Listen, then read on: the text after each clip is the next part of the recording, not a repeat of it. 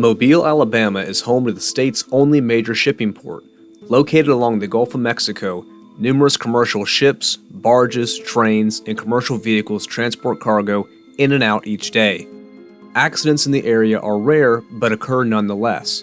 The deadliest of these took place several miles upriver.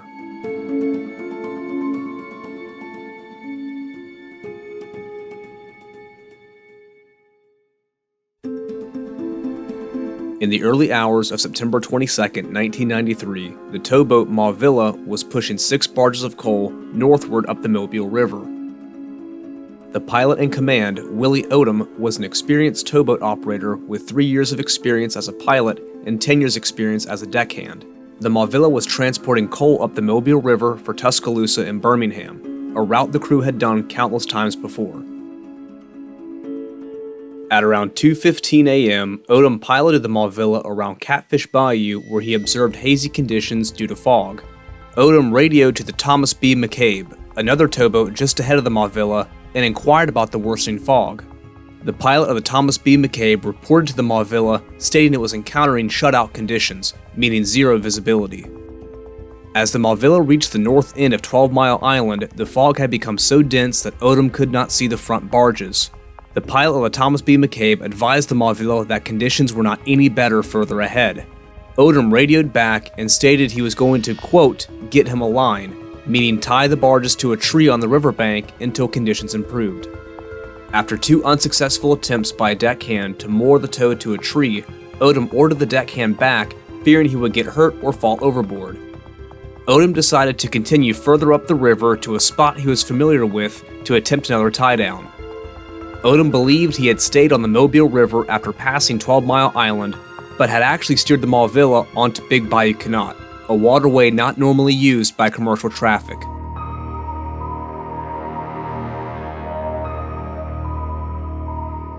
As the Mavilla unknowingly crept up the Big Bayou Canot, Odom observed an object on radar that appeared to be lying across the river. Odom radioed to the Thomas B. McCabe to confirm if they had seen the object. The Thomas B. McCabe, having stayed on the Mobile River, had not observed any such object.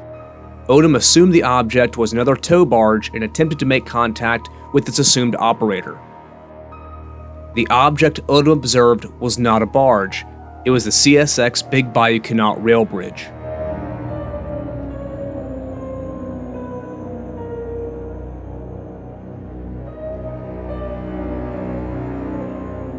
Odom never considered the object to be anything other than another barge.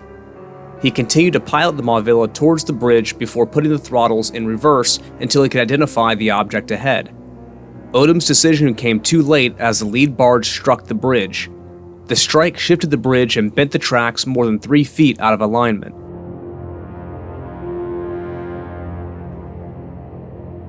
Odom and other crew members described the bridge strike as a bump. Captain Stabler, who was asleep at the time, was awakened by the bump and came up to the wheelhouse to see what had happened. Odom believed he had run aground and no one on board realized the lead barge had struck the bridge. The strike caused the port side barges to break loose. Following the collision, the Mavilla was pinned by the barges where it remained for several minutes.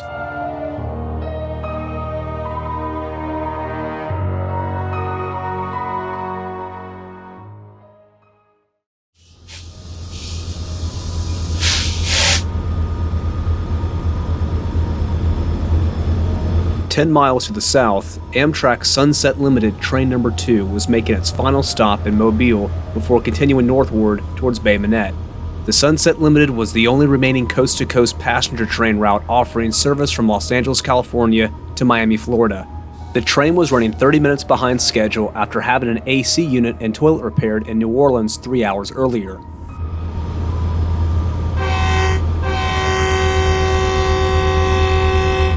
At 2:33 a.m., the Sunset Limited departed Mobile with over 200 passengers on board.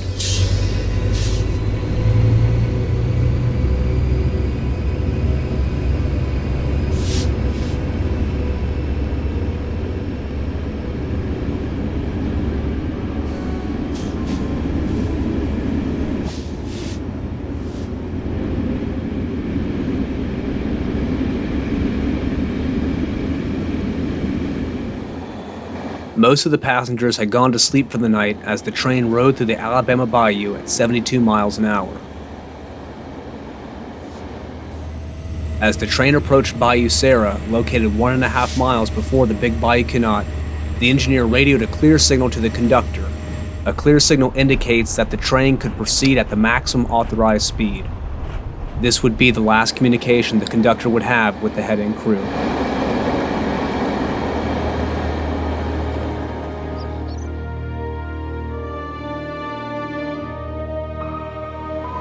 At 2:53 a.m., approximately 8 minutes after the Malvilla struck the Big Bayou Canot rail bridge, the Sunset Limited derailed and slammed into the girder span, causing it to catapult off the track.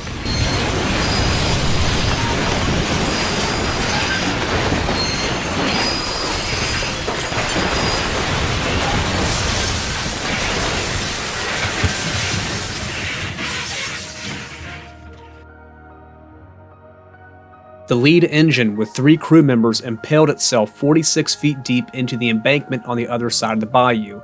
The force of the wreckage ruptured and separated the fuel tanks on the second and third engines, causing the wreckage to become engulfed in flames.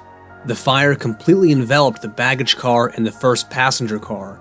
The next 2 passenger cars plunged into the water, with one being almost entirely submerged. The crew of the Malvilla heard the wreck in the distance and could see a large glow from the fire through the fog. 3 minutes after the Sunset Limited crashed into the bayou, the assistant conductor, positioned towards the back of the train, radioed a mayday call. Listen, this is Amtrak train supervisor. We're on the Mobile River. The bridge is going out. We got cars burning, people in the river. Can't swim. We need help.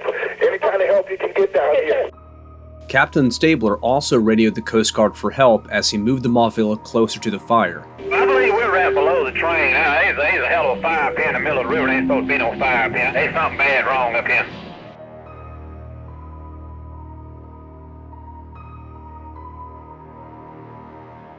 By daylight, the full extent of the carnage was revealed. The Sunset Limited had struck the girder span, causing the bridge section to plunge into the bayou with the train. All told, 47 people had died and another 103 were injured. It took rescue teams just over an hour to arrive on scene. The Malvilla and the Amtrak crew believed they were somewhere on the Mobile River during the initial calls for help. The confusion and heavy fog delayed rescue efforts. The cause of death among the 42 passengers and 5 crew members varied. Autopsies revealed the 3 crew members in the lead engine died to blunt force trauma and drowning. 2 other Amtrak crew members who were in the first passenger coach had died of smoke inhalation. All 42 passenger deaths were a result of drowning. The remaining survivors were transported by various vessels, including the Malvilla, to the Scott Paper Company pier on the north end of Mobile.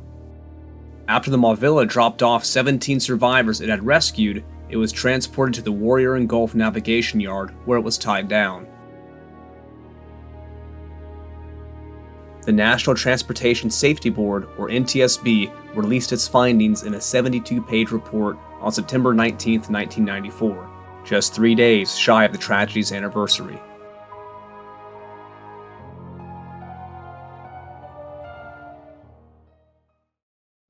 Hello, rail fans. This NTSB report here goes into detail and lists out all the factors that caused the worst crash in Amtrak history. Like most, there were several individual factors that had to come together to create this crash. According to the NTSB, Odom became so consumed in trying to tie down the barges that he lost his situational awareness in the fog. The NTSB describes situational awareness as simply knowing what is going on around you. Odom was too preoccupied during the search for a spot to secure the tow that he failed to realize he was actively moving at 1 to 2 knots and veering in the wrong direction at the north end of 12 Mile Island. Had Odom focused more on the radar screen after rounding 12 Mile Island, he would have given himself a better chance at seeing the intersection of the Big Bayou Canot and the Mobile River. The NTSB also stated that Odom displayed poor decision-making when he approached what he believed was another barge on radar without properly identifying the object. He failed to establish contact with what he thought was a barge and never thought to send a deckhand to the front of the tow who could have identified the rail bridge and warned Odom before colliding with it. Now, as easy as it is to blame Odom as the sole cause of the crash, the lack of training and resources that he had also plays a major factor. Odom was never properly trained to use the radar system, a compass was not installed on board, and Odom was not provided maps or charts of the waterway he was navigating. These lack of resources fell on Warrior and Gulf Navigation, the company that operated the Mauvilla, and 23 other tow vessels. With proper radar training, Odom could have avoided the Big Bayou Canot altogether. Even something as simple as a compass could have alerted Odom that the Mauvilla's heading was far too northward than it should have been after rounding 12 Mile Island. Had the Mauvilla still continued up the bayou, radar training would have allowed Odom to better identify objects and judge distance in poor visibility conditions. Warrior and Gulf Navigation only operated when there was sufficient visibility and did not allow operations in limited visibility scenarios. The company never saw a need to proactively train all of its pilots to use the radar or provide additional navigation tools. Put simply, pilots were tasked with keeping the tow between the banks, and if they couldn't see, tie it down and wait for visibility to improve. The NTSB also cited the Coast Guard for failing to enforce higher training and licensing standards for towboat operators. Odom and the crew of the Mauvilla were all qualified and within standards at the time of the accident.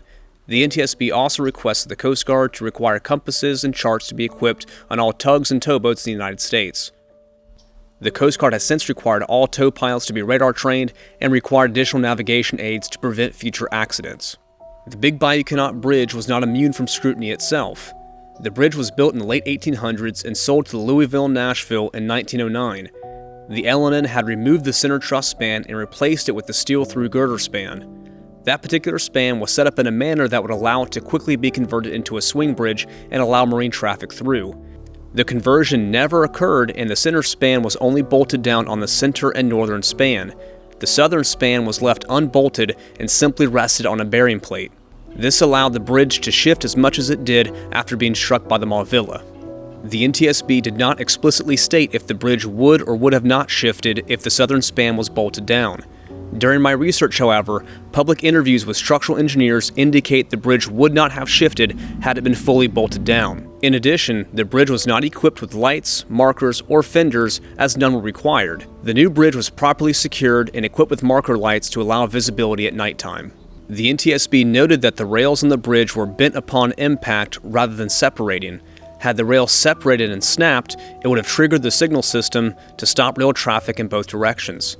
Lastly, the NTSB looked at Amtrak and uncovered issues. The report states that Amtrak's safety briefing procedures, emergency lighting systems, and passenger compiling strategies all failed. Passengers were not properly briefed on emergency exits and procedures. They were stuck in absolute darkness following the wreck. The NTSB acknowledged the complications faced by responding rescue crews and stated the emergency response was performed well. Keep in mind that the accident occurred deep in the bayou, several miles from the nearest roadway. Rescue efforts could only be conducted by boat. Responders were also initially delayed due to confusion regarding the crash location. The last factor in the chain of events goes back to earlier in the video when I mentioned the Sunset Limited was delayed half an hour due to a broken AC unit and toilet. Had the delay been 8 minutes quicker or not occurred at all, the next train to cross the bridge would have been a northbound CSX freight train with presumably 2 to 3 crew members on board versus an Amtrak train carrying 220 passengers and crew. If you remove any one of these links in the sequence, the wreck is either completely eliminated or significantly reduced in terms of severity.